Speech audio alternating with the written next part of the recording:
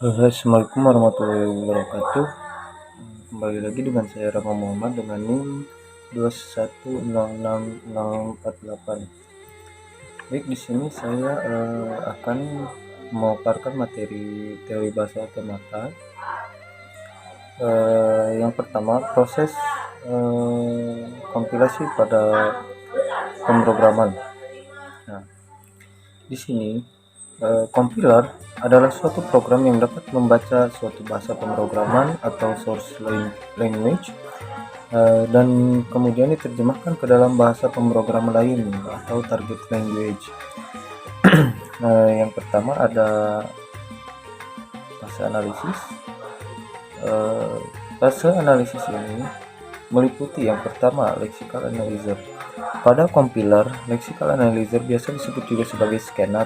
Lexical analyzer adalah tahapan pertama yang dilakukan pada compiler. Proses yang dilakukan pada tahapan ini adalah membaca program sumber karakter per karakter. Satu atau lebih deretan karakter-karakter ini dikelompokkan menjadi suatu kesatuan mengikuti pola kesatuan kelompok karakter atau token yang ditentukan dalam bahasa sumber dan disimpan dalam tabel simbol, sedangkan karakter yang tidak mengikuti pola akan dilaporkan sebagai token tak dikenal. Setelah melakukan tahapan ini, selanjutnya syntax analyzer. Setelah tahapan lexical analyzer, setelah selesai berikutnya adalah tahapan syntax analyzer atau biasa juga disebut dengan parser. Pada tahapan ini, token yang didapatkan dari hasil lexical analysis diurutkan atau disusun lalu dikelompokkan dalam suatu struktur tertentu secara spesifik. Setelah melakukan tahapan syntax analyzer, yang selanjutnya adalah semantic analyzer. Setelah tahapan syntax analyzer selesai, berikutnya adalah tahapan semantic analyzer. Tahapan semantic analyzer merupakan tahapan yang penting karena merupakan pusar dari tahapan kompilasi dan juga merupakan jembatan antara fase analisis dan fase sintesis pada kompiler. Pada tahapan ini, program sumber akan diperiksa untuk mencari kemungkinan kesalahan semantik dengan cara memanfaatkan struktur hierarkikal yang dihasilkan dari tahapan syntax analyzer.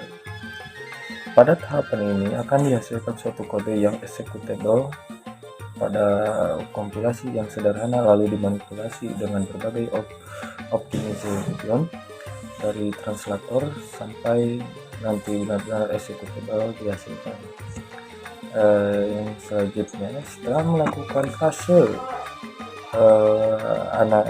analisis, selanjutnya kita melakukan pada fase sintesis, dan fase sintesis ini meliputi intermediate kode generator, kode optimizer, kode generator, dan simbol table manager, error handler. Nah, yang pertama pada fase sintesis yaitu intermediate kode generator. Intermediate kode generator merupakan tahapan awal dari fase analisis.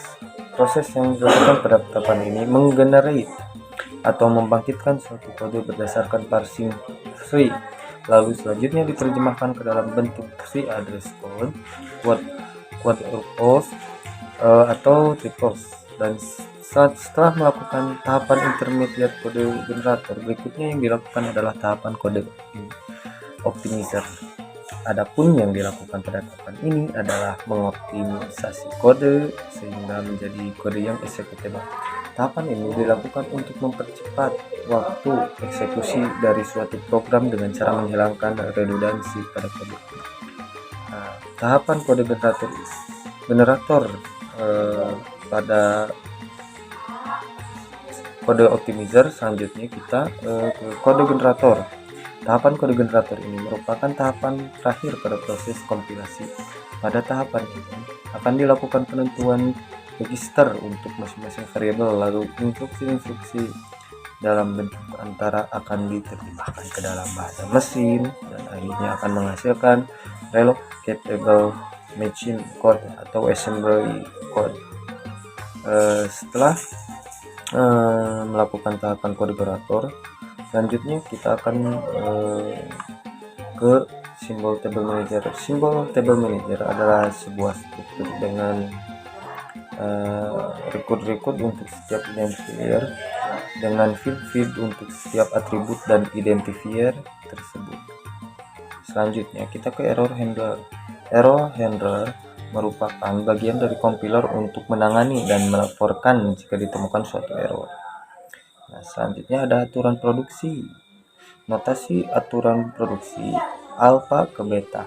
Yang pertama, alpha aturan produksi sebelah kiri atau sumber, dan beta aturan produksi sebelah kanan atau hasil. Aturan produksi disusun oleh yang pertama terminal, komponen yang dilambangkan oleh huruf kecil. Yang selanjutnya variabel, komponen yang dilambangkan oleh huruf besar. Dan alpha itu tidak boleh kosong, dan alpha juga tidak boleh terminal. Baik, kita lanjut ke materi yang terakhir, yaitu tentang aturan produksi, yang dimana aturan produksi memiliki aturan alpha tidak boleh kosong dan alpha tidak boleh terminal. Ini saya mempunyai variabel ABCD, yang dimana ABCD ini mempunyai terminalnya masing-masing. Dalam variabel A ada terminal H, lalu B, lalu C, lalu B ada terminal E, lalu U dan U. Lalu dalam variabel C ada terminal R, dalam variabel D ada terminal I dan U.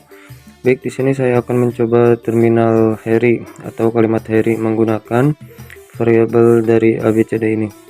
Yang pertama ada variabel A, yang dimana variabel A memiliki terminal H, lalu bisa diturunkan ke variabel B, dan variabel B ini memiliki terminal E dan bisa diturunkan lagi ke variabel C, dan variabel C ini memiliki terminal R, dan bisa diturunkan lagi ke variabel D, dan variabel D ini memiliki terminal I. Di sini kita sedang membuat kalimat atau kata Harry.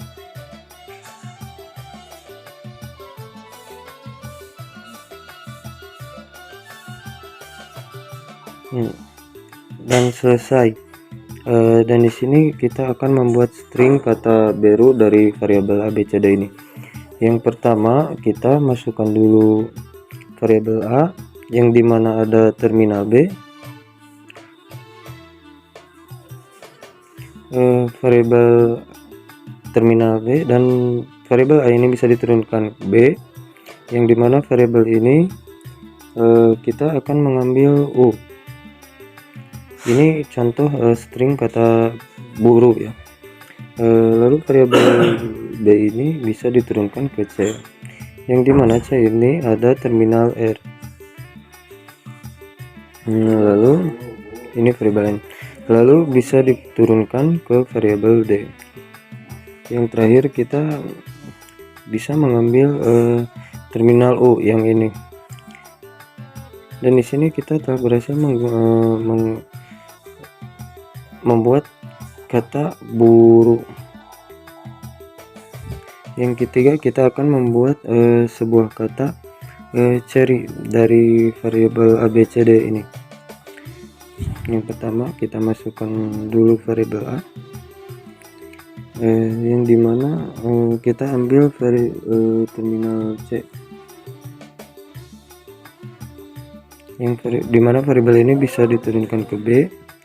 Lalu kita dari variabel ini ada ambil terminal E yang ini, yang dimana variabel B ini bisa diturunkan ke variabel C. Lalu di sini ada variabel C ini memiliki terminal R ini, dan bisa dari variabel C ini bisa diturunkan ke variabel D, di mana variabel D ini memiliki terminal I. Dan di sini juga kita telah berhasil membentuk sebuah kata cherry. Begitu ya. Baik, selanjutnya kita akan membuat kata curi dari variabel ABCD ini. Yang pertama kita masukkan dulu variabel A, yang dimana kita ambil terminal C. Selanjutnya bisa diturunkan ke variabel B, dan variabel B ini memiliki terminal U di sini. Terminal U.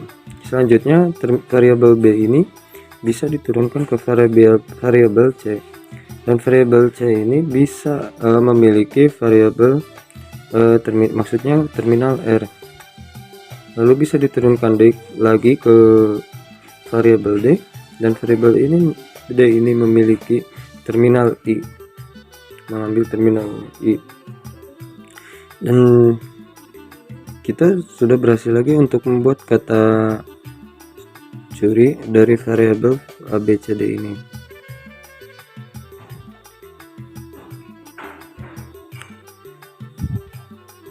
Dan terakhir kita bisa membuat kata hero dari variabel ABCD ini. Kita pertama-tama akan pasang variabel A.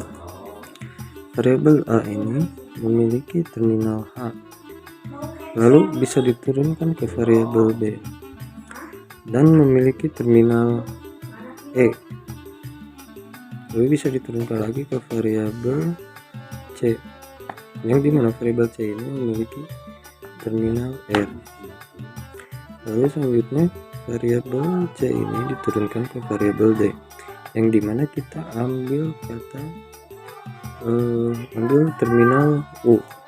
Kita pasang di sini terminal U, dan di sini kita berhasil lagi mengambil data, maksudnya kata hero. Yang materi yang saya paparkan, mohon maaf bila banyak kesalahannya. Assalamualaikum warahmatullahi wabarakatuh.